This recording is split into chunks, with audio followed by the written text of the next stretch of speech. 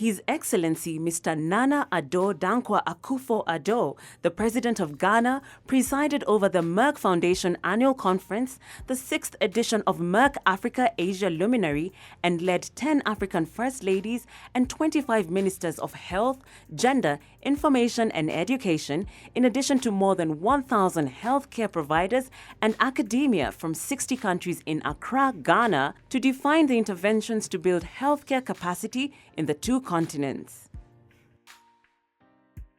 Ghana's First Lady, Your Excellencies, First Ladies of fellow African countries, Ghana's Second Lady, the Chief of Staff of the Office of the President, Ghana's Minister for Foreign Affairs and Regional Integration, Ghana's Minister for Gender, Children and Social Protection, Ministers and Deputy Ministers of States, Ministers and Deputy Ministers of fellow African countries, Member of Parliament for Klote Kole constituency and other members of Parliament, the Municipal Chief Executive of Klote District, Municipality, Chairperson of the Board of Trustees of Merck Foundation, the Chief Executive Officer of Merck Foundation, prominent scientists and scholars, traditional rulers, members of the diplomatic corps, fellow Africans, distinguished ladies and gentlemen.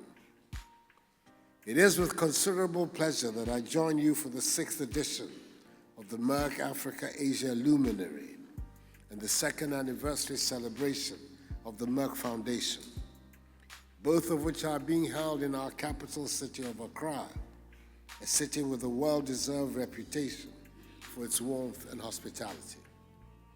Akwaba is our word of welcome to those of you who come from beyond our shores. I'm sure you're experiencing the famed Ghanaian hospitality, and I hope you enjoy your stay with us. I know that many of their excellencies, the First Ladies, who have honored us with their presence in Accra, are very familiar with what I am saying. Once again, Your Excellencies, Akwaba. Soyez les très bienvenus aux toutes nos premières dames. Vous nous avez honorés avec vos présences ici à Accra.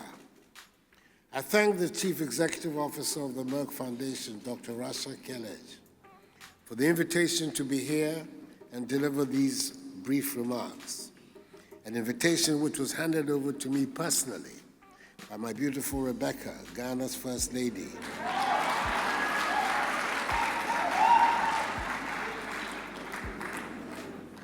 So as you can see, I had no choice in the matter. I had to be present. Nonetheless, as the African Union's gender champion and as co-chair of the United Nations Group of Eminent Advocates for the 2030 Sustainable Development Goals, SDGs, I'm doubly happy to be here, especially as it gives me the rare opportunity of sharing the same stage as Rebecca and allowing me to pay tribute publicly to her for the widely acclaimed sterling work she's been doing for our nation for nearly 3 years as Ghana's First Lady.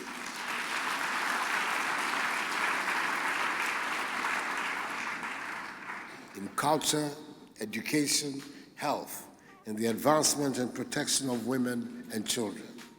Rebecca Akufo-ADDO.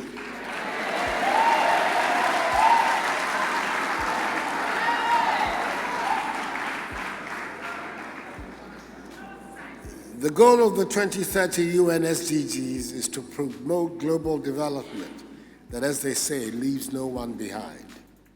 It is worth noting that SDG number 5 talks about achieving gender equality and empowering all women and girls. Indeed, the realization of all 17 goals clearly has a specific demographic of population in mind: women. In Ghana, 52% of our population is female. This statistic is also representative of the African condition. It means that the empowerment of women and ensuring gender equality constitutes fundamental challenges for our development. Their successful resolution is one of the surest ways of rooting out poverty and guaranteeing the progress and prosperity of our country and continent. In the words of our late illustrious compatriot, the great Ghanaian Kofi Annan, former United Nations Secretary General at the World Economic Forum in the year 2000, and I quote, "No development strategy is better than one that involves women as central players. It has immediate benefits for nutrition, health, savings, and reinvestment at the family, community, and ultimately country level. It is a long-term investment that yields an exceptionally high return." Unquote. When you consider that women are the first-line educators of our children, our communities, our nations, our region, and our continent, it is obvious that we empower our continent when our women are empowered. That is why the work that is being undertaken by the Merck Foundation in bringing onto the table issues concerning women, especially on how to break the stigma around infertility, is of considerable importance, hence our gathering here. Your Excellencies, ladies and gentlemen, we're told by the World Health Organization, WHO, that 186 million people around the world experience either primary or secondary infertility. We in Africa are tagged as the continent with the highest birth rate.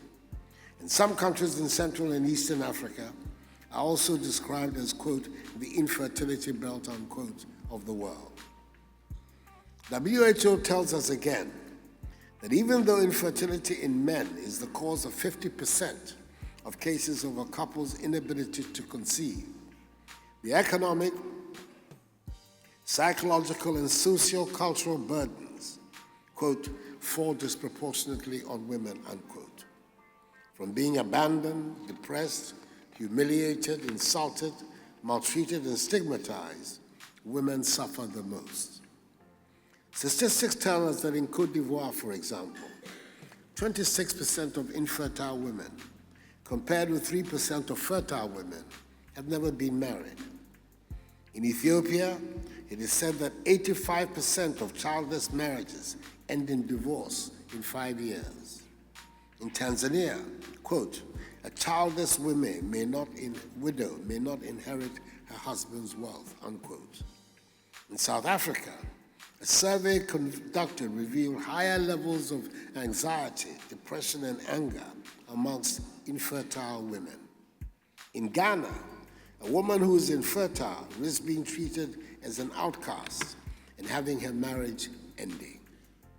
These cases, I believe, are not peculiar to these countries only, but are also representative of the unfortunate situation prevailing on the continent. It must end. The factors that lead to infertility, whether anatomical, endocrinological, genetic, or immunological, are not ones women wish on themselves.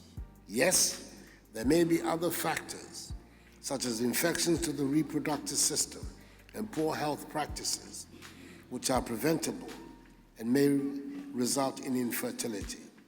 However, the onus is on each and every one of us to work towards finding solutions to addressing infertility and ending stigmatization. We must, as a matter of necessity, take urgent steps to incorporate issues regarding infertility prevention and its treatment in the development of maternal and reproductive health care policies of our respective countries. We need to train more gynecologists and embryologists. We must most certainly make assisted reproductive technology, commonly referred to as in vitro fertilization, IVF, affordable and more available to the majority of women on the continent who are faced with infertility.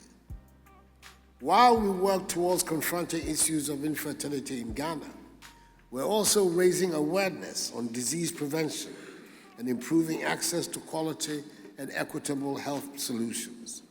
In conformity with our consolidated program of economic and social development policies, 2017-2024, our nation's blueprint for its medium-term development.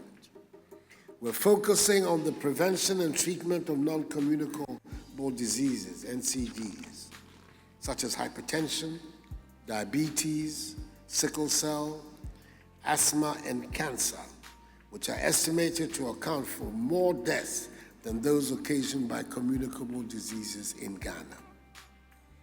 The objectives of our non-communicable diseases policy are: 1, to reduce exposure to risk factors that contribute to NCDs. 2, to strengthen early detection and management to reduce morbidity and mortality from NCDs. 3, to strengthen multi-sectoral collaboration for NCD prevention and control. And fourthly, to ensure sustainable funding and other resources for NCDs. Indeed, Ghana plans to achieve by 2030 universal health coverage, which we define in the Ghanaian context as follows, and I quote: all people in Ghana have timely access to high-quality health services, irrespective of ability to pay at the point of use, unquote.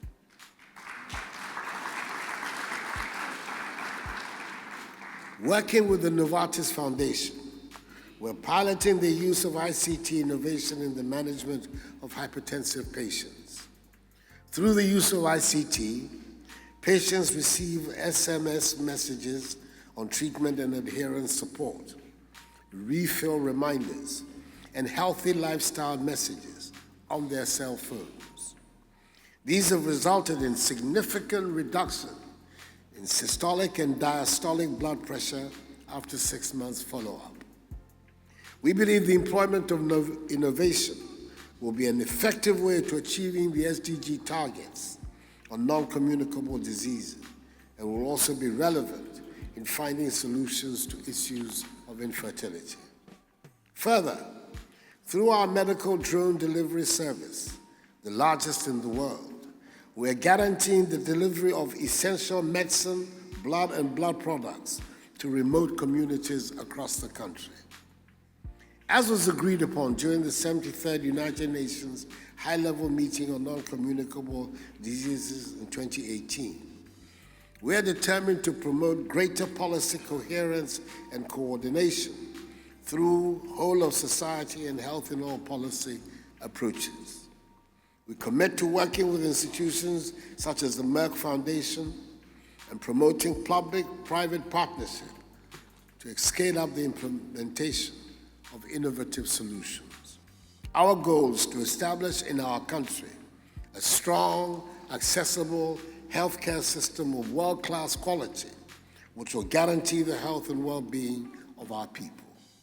The objective is to have a population that pays attention to healthy living and also positions Ghana as a medical tourism hub for the region. Together, I urge all of us gathered here, First Ladies, policymakers, and healthcare practitioners, to join hands and win the battle against the stigmatization of females with infertility. The subject of male infertility, must also be of concern to you in your deliberations over the course of the next few days. They say it takes two to tango. We owe it to ourselves to create an Africa that focuses her energies on bringing progress and prosperity to the masses of her peoples. Let us collectively do our part in leading this march to the development of Africa. It is an exciting time for us in Africa. Indeed, we are together for a better future. Accordingly, Excellencies, ladies and gentlemen, I declare the 6th edition of the Merck Africa Asia Luminary duly opened, and I wish you fruitful deliberations.